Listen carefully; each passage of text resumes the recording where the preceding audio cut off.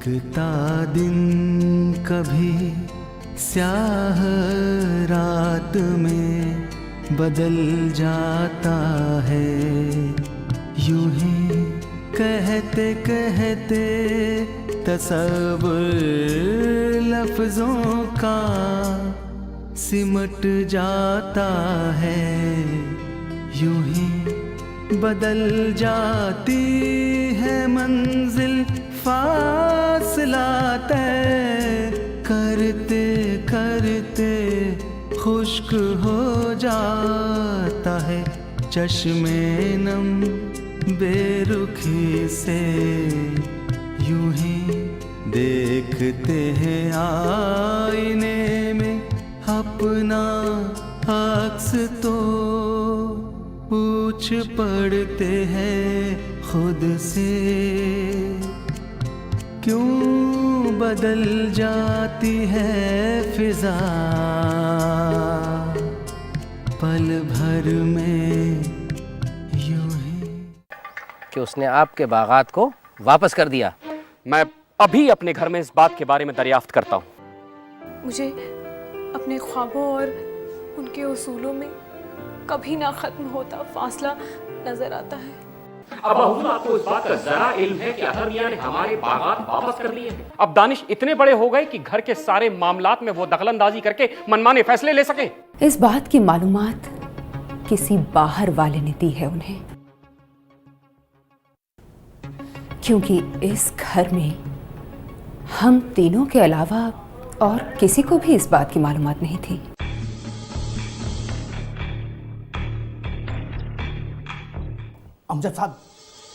अमजद साहब आप रुकिए तो सही, गुस्से में है, आप सुनिए तो सही। राशिद साहब आप बीच में मत आइए, मैं इस नालायक का खून पी जाऊंगा। मैंने पहले ही कह दिया था कि अगर इसकी बातों में जरा सी भी सच्चाई नहीं है तो मैं इसकी हड्डी पसली एक कर दूंगा। गलत बयानी करता है, झूठ बोलता है और उसके बाद अपनी गलती भी नहीं मानता। इसकी गलत बयानी की वजह से मैंने अपने घर के सभी अफराद से पूछताछ की, लेकिन इसकी बात में जरा सी भी सच्चाई नहीं निकली। राशिद साहब खामखा मेरे घर वालों और मुझे परेशान करके फेंक दिया, नामकूल अहमक कहीं का। मैं आज भी अपने बयान पर कायम हूं, जो कहा है बिल्कुल सच था और रहेगा। राशिद साहब देख रहे हैं, इसे कहते हैं चोरी और ऊपर से सीना जोरी। बहुत हो चुका चाचा जान, हाथ कंगन को आरसी क्या और पढ़े लिखे को फारसी क्या। मैं अभी अतहर मियां को लेकर आता हूं और अभी हो जाएगा दूध का दूध और पानी का पानी। जफर, तुम्हें इतनी भी तमीज नहीं है कि बड़ों से कैसे बात की जाती है? जब ये कह रहे हैं कि इन्होंने घर पे मालूमात की और तुम्हारी बातें गलत साबित है, तो फिर इसमें बहस की गुंजाइश कहां रह जाती है? और हमें इनकी बात पर पूरा यकीन है। हो सकता है अतहर ने तुमसे मजाक किया हो। खैर अमजद साहब, इस मामले को यही दफन कीजिए। राशिद साहब तो समझा दीजिए इसको, अच्छी तरह समझा दीजिए, कहीं ये हमारे नवाबी ताब का शिकार ना हो जाए। कहीं ऐसा ना हो कि हम सब कुछ भूल जाएं और इस सियासत को खैर मकदम कह दें, क्योंकि हम सियासत तो करते हैं लेकिन अपने खानदान की इज्जत की कीमत पे नहीं। चाचा जान, अरे जब पोल खुल चुकी थी तो आपने कुछ कहा क्यों नहीं? बेवकूफ हो तुम। देख लिया अपनी जल्दबाजी का नतीजा। अगर इसने सियासत छोड़ दी तो ना तुम एमएलए बन पाओगे और ना मैं एमपी। बरखुरदार, माना कि तुम सच बोल रहे हो, मगर अभी इन बातों को तूल देने का मौका नहीं है। जा भाई, तू सच्चा और हम झूठे। अभी तो हमें अपना उल्लू सीधा करना है।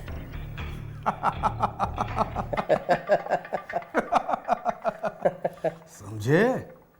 समझ गया चाचा जान, बहुत अच्छी तरह समझ गया।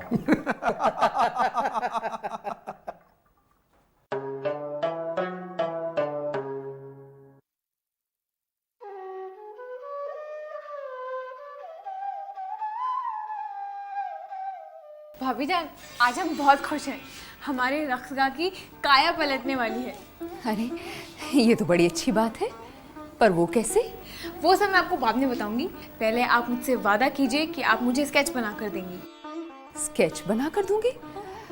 आज कौन सी ज़रूरत आन पड़ी, और वैसे भी कई साल गुजर गए हैं, मुझसे शायद ब्रश पकड़ा भी ना जाए अब तो। ऐसा नहीं हो सकता भाभी जान।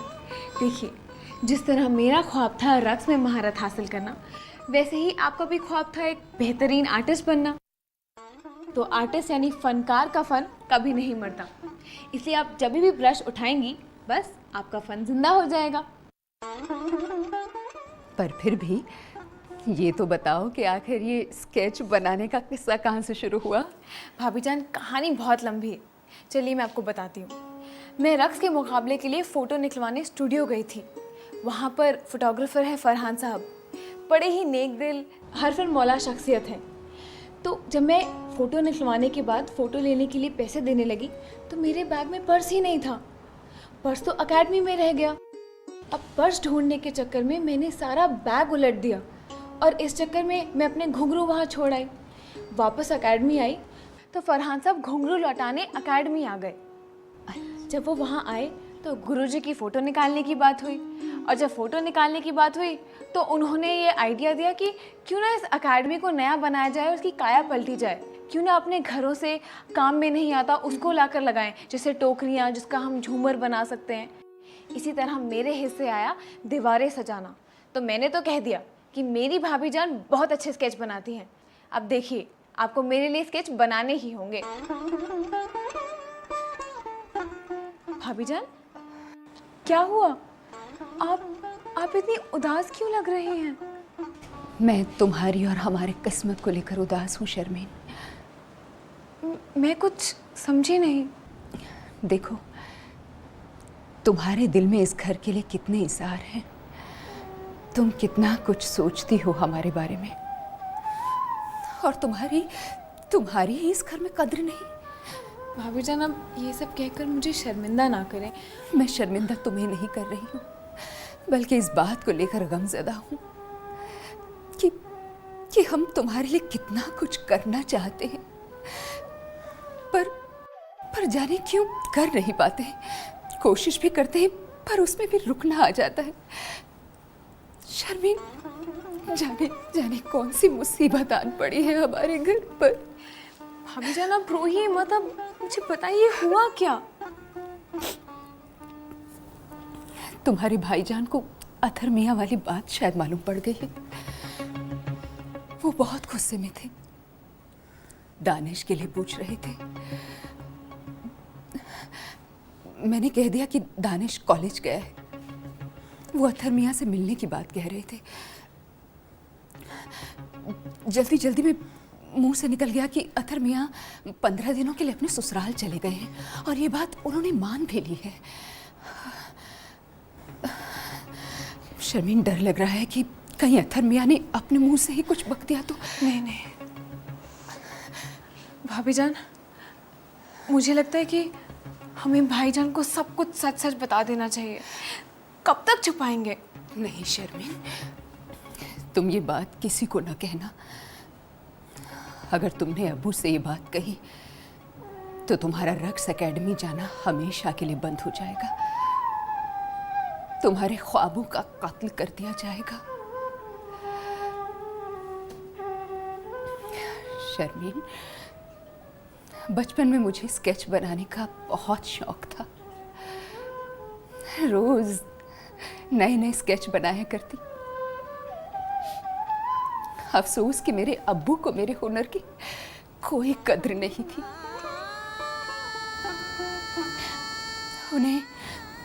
उन्हें मेरे इस शौक में कोई दिलचस्पी नहीं थी। हारी किस्मत, मेरे शौहर को भी इसमें कोई दिलचस्पी नहीं।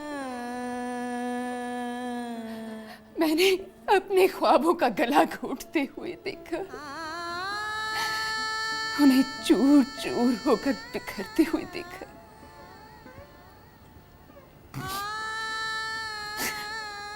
शर्मीन, मैं नहीं चाहती कि तुम्हारे ख्वाब भी बिखर जाए। इसलिए मैंने तुम्हारे ख्वाबों को अपने ख्वाबों की शक्ल दे दी। तुम्हारे हर ख्वाब को पूरा करने के लिए मैं जी जान से लगी रहूंगी, और उन्हें पूरा करने के लिए अगर मुझे 1000 झूठ भी बोलने पड़े ना, तो मैं पीछे नहीं हटूंगी।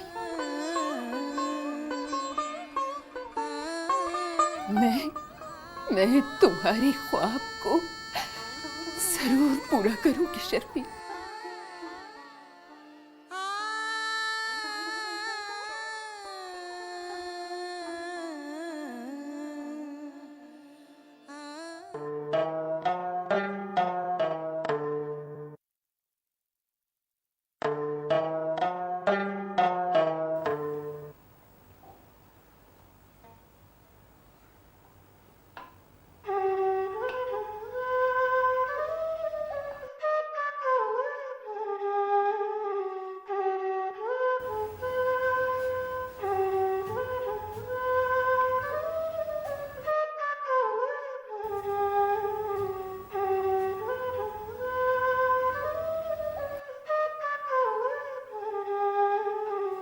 अरे बेगम साहिबा, आप किन फिक्रों में मुब्तला हैं जो दुनिया व माफिया से बेखबर हो गई हैं? हाँ कलन मियाँ, सब्जी काट ली क्या आपने? जी, सब्जी काट भी ली, धो भी ली और कुकर भी हो गया, लेकिन आप नहीं चौंकी? आखिर ऐसी कौन सी परेशानी है जिसने आपको अपने आसपास से भी बेखबर कर दिया है? कुछ नहीं। हाँ याद आया, फूफी जान कह रही थी कि आज रात में बिरयानी बनेगी।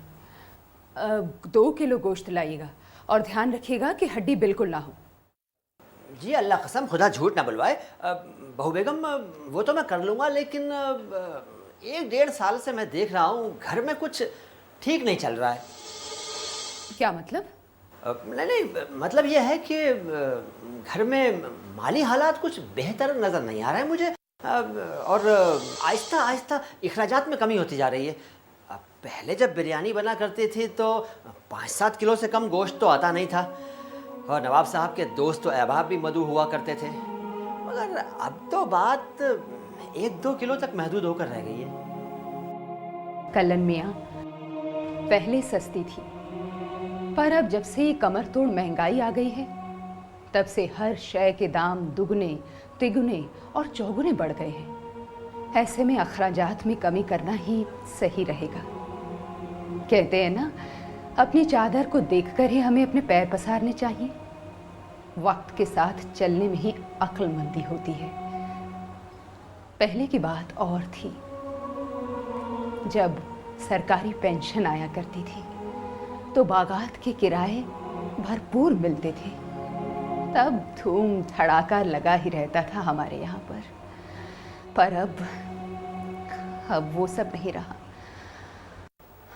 अल्लाह कसम, खुदा झूठ ना बुलवाए, ये तो आप बजा फरमा रही हैं।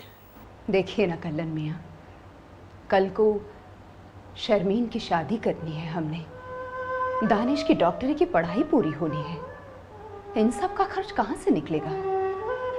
अगर हम आज नहीं जोड़ कर रखेंगे तो कल हम सब कैसे कर पाएंगे? बहू बेगम, अल्लाह कसम, खुदा झूठ ना बुलवाए, आपको देखकर मुझे बड़ी बहू बेगम यानी आपकी सास की याद आ जाती है। वो भी बड़ी जिम्मेदारी के साथ पूरे घर के इंतज़ाम को संभाला करती थी, बिल्कुल आपकी तरह। ज़रूरी अशिया पर दिल खोल कर खर्च करती थी और गैर ज़रूरी अशिया को कतई नज़रअंदाज कर दिया करती थी। अल्लाह उन्हें जन्नतुल फिरदौस में आला मकाम अता फरमाए। कलन मियाँ, आपको देर हो जाएगी। आप अगर देर करेंगे तो बाजार में मटन ख़त्म हो जाएगा और अच्छा मटन आपके हाथ से निकल जाएगा। हाँ ये बात तो है, मैं अभी जाता हूँ।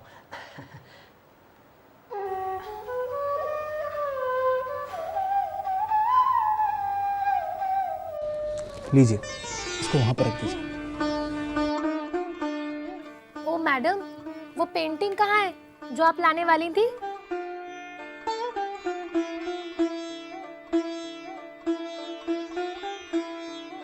कमाल है, शर्मिन लैंप तो ले आई मगर बल्ब लाना ही भूल गई। क्या बात है शर्मिन साहिबा, आज आप बहुत खामोश हैं। ऐसा तो कुछ नहीं है। जी, इतनी अक्ल तो ऊपर वाले ने हमें भी दी है कि इंसान का चेहरा देखकर पहचान सकते हैं कि कौन खुश है और कौन नाखुश। आपको देखकर ऐसा लगता है कि आपके ऊपर कोई परेशानी है, कोई बोझ है आप पर, जो आप हम सब से छुपाना चाह रही हैं, अपने दोस्तों के साथ बांटना नहीं चाह रही। बताइए ना क्या बात है।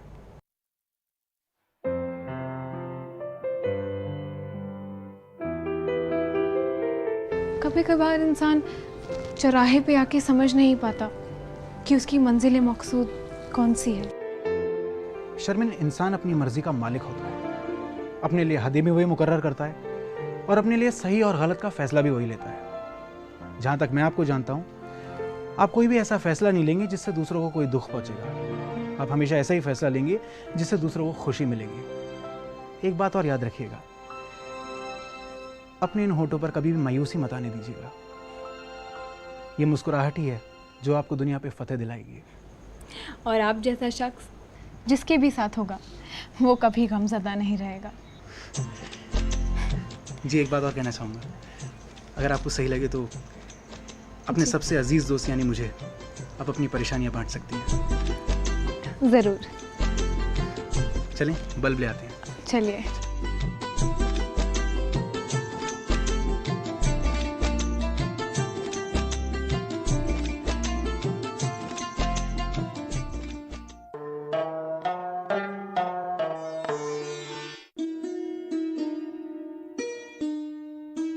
अस्सलाम वालेकुम अब्बू जान।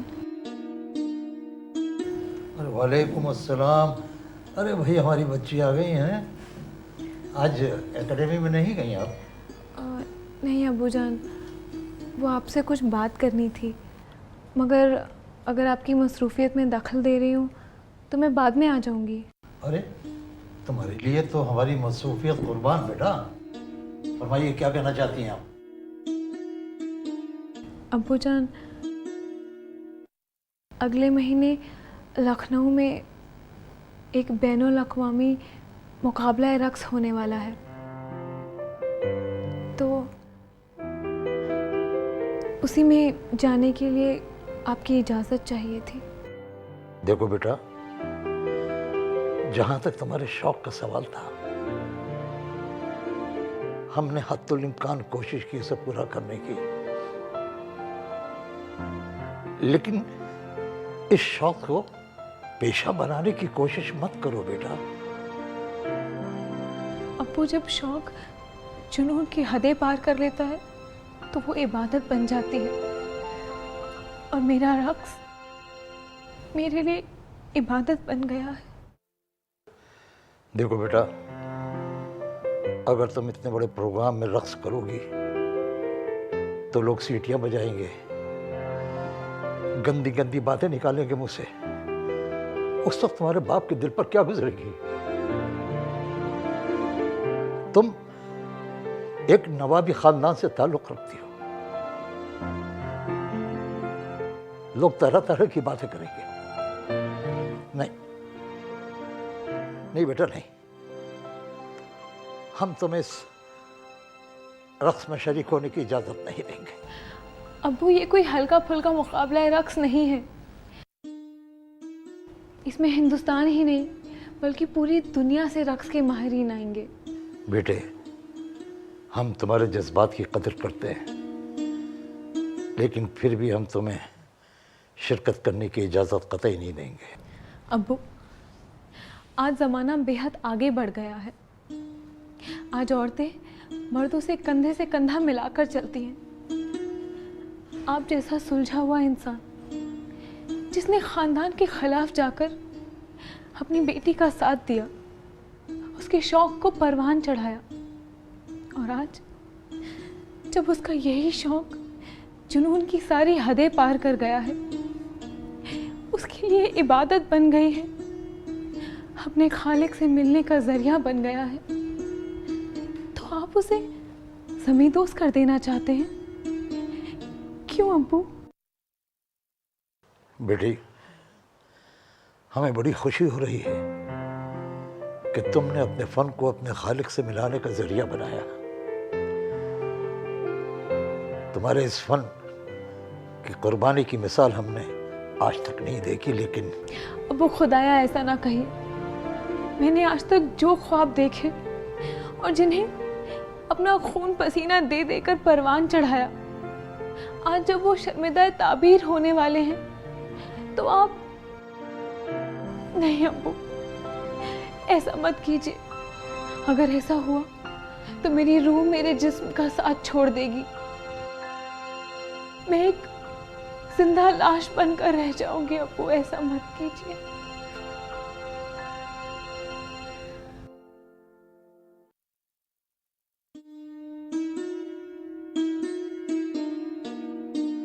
नहीं मेरी बेटी,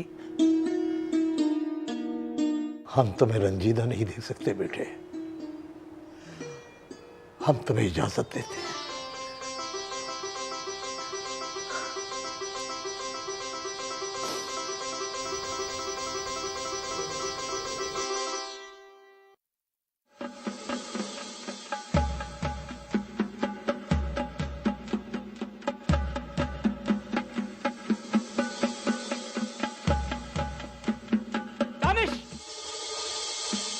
फूफीजान, दानिश कहाँ है? अरे वो कहीं गया हुआ है। तुम इतने गुस्से में क्यों हो? फूफीजान, अब्बा हुजूर कहाँ है?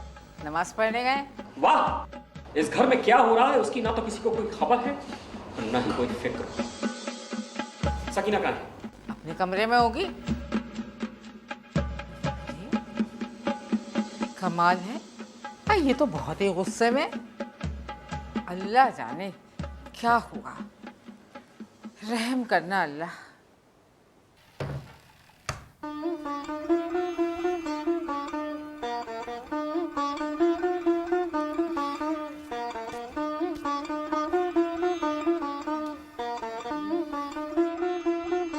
सकीना, तुमने हमसे झूठ बोला। हमसे झूठ बोला तुमने। मैंने क्या किया? वो अतर से हम अभी मिलके आ रहे हैं।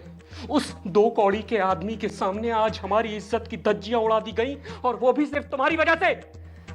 वो आम के बागात वापस करने वाली बात एकदम सच निकली।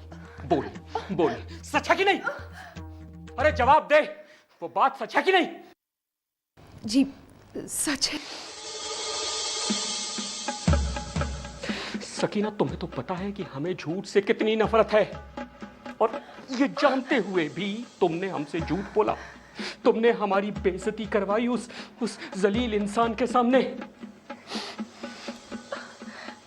ये सब हमारी ही कमी है, ये सब हमारी ही गलतियों का नतीजा है।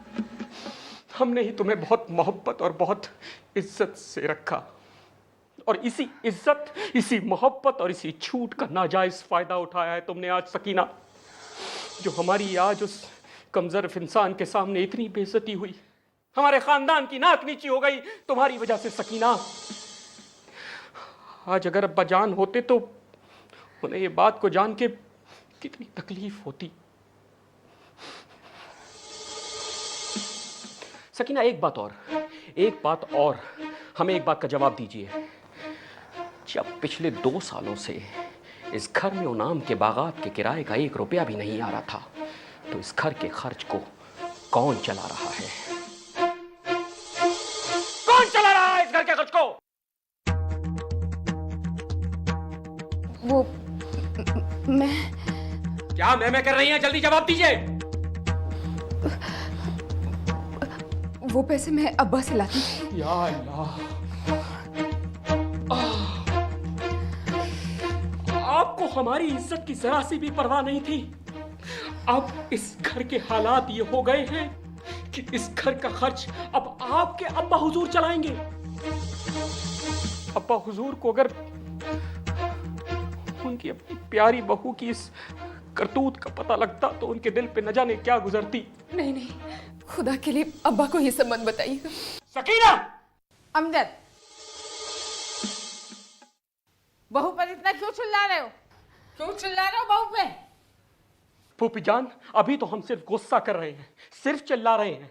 अगर आपको इस औरत की करतूतों का पता लगेगा तो आप इसे सीधे घर से निकाल देंगी।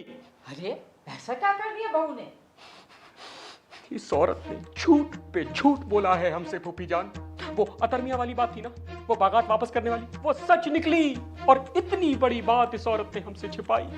सिर्फ इस कमजोर औरत की वजह से आज हमारी इज्जत को तार तार कर दिया उस 2 कौड़ी के आदमी अतर ने सरे बाजार में। और सुन लीजिए, पिछले 2 सालों से फूफी जान, पिछले 2 सालों से इस घर में उन बागात के किराए के नाम पे 1 रुपया भी नहीं आया है। क्या? 1 रुपया भी नहीं आया? अरे तो घर का खर्च चल कैसे रहा है 2 साल से? वो भी सुन लीजिए फूफी जान, वो भी सुन लीजिए। अब इस घर के हालात ये हो चुके हैं कि इन मोहतरमा के वालिद साहब इस घर का खर्चा चला रहे हैं पिछले 2 सालों से। अरे बहू, सूरज से तो तुम बहुत भोली लगती हो, लेकिन तुम तो छुरी निकली, छुरी जो पीछे से वार करती है। अरे बहू, तुमने तो हमारी इज्जत मट्टी में मिलवा दी, हमारे खानदान की नाक कटवा दी। अरे तुमने ये भी नहीं सोचा कि जो तुम करने के लिए जा रही हो वो बड़ों के लिए ठीक रहेगा या नहीं। अरे तुमसे अच्छे तो बाहर के दुश्मन होते हैं जो पीछे से नहीं सामने से वार करते हैं। अरे देखो तो सही, अल्लाह अल्लाह, अरे कैसी छुपी रुस्तम निकली है। तो फूफी जान, बस बहुत हो चुका। कह दीजिए इस कमजोर औरत से कि अब हम इसकी शक्ल तक देखना गवारा नहीं करते। और ये भी कह दीजिए इससे कि ये आज, अभी और इसी वक्त चली जाए हमारी नजरों से, हमारी जिंदगी से और हमारे इस पाक घर से। सुना तुमने क्या कहा अमजद ने? हैं? सुन लिया ना?